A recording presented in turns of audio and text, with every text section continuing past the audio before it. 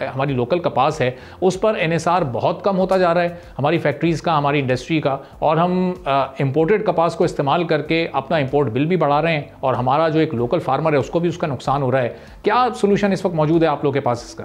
इसका जो सबसे बेस्ट सोल्यूशन है वो तो जो हमारी पॉलिसीज हैं, जैसे आपने अपने इंट्रो में बताया कि पूरी दुनिया में तो अपनी एक्सपोर्ट बढ़ाने के लिए तमाम मालिक एफर्ट्स करते हैं, लेकिन पाकिस्तान में जो है इंपोर्ट बढ़ाने के लिए एफर्ट्स की जा रही हैं। ग्रे क्लॉथ पे, कॉटन यॉन पे, कॉटन की इंपोर्ट पे तो कोई सेल टैक्स नहीं है, जबकि पाकिस्तान में अगर आप इनकी बाइंग करेंगे तो उस पर 18% साथ पे सेल टैक्स है उसकी वजह से। और दूसरी ये जो है बात है कि इंटरनेशनल कॉटन मार्केट्स में भी कॉटन की प्राइसेस कुछ कम हुई है पिछले कुछ अर्से से, जिसके बाद जो पाकिस्तानी जो टेक्सटाइल मिल्स मालकान है वो तकरीबन अपनी जरूरियात का 50% से ज्यादा इंपोर्ट कर रहे हैं, क्योंकि उन्हें बाहर से इंपोर्ट कुछ सस्ती पड़ रही है।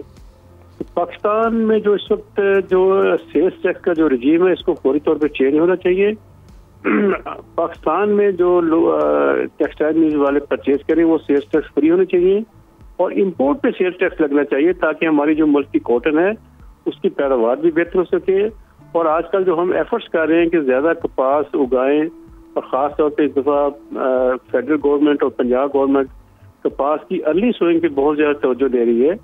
मेरा ख्याल है कि पाकिस्तान का जो इस वक्त इशू है वो कॉटन प्रोडक्शन पाकिस्तान का इशू नहीं है, कॉटन कंजप्शन इस वक्त पाकिस्तान का मेजर इशू है।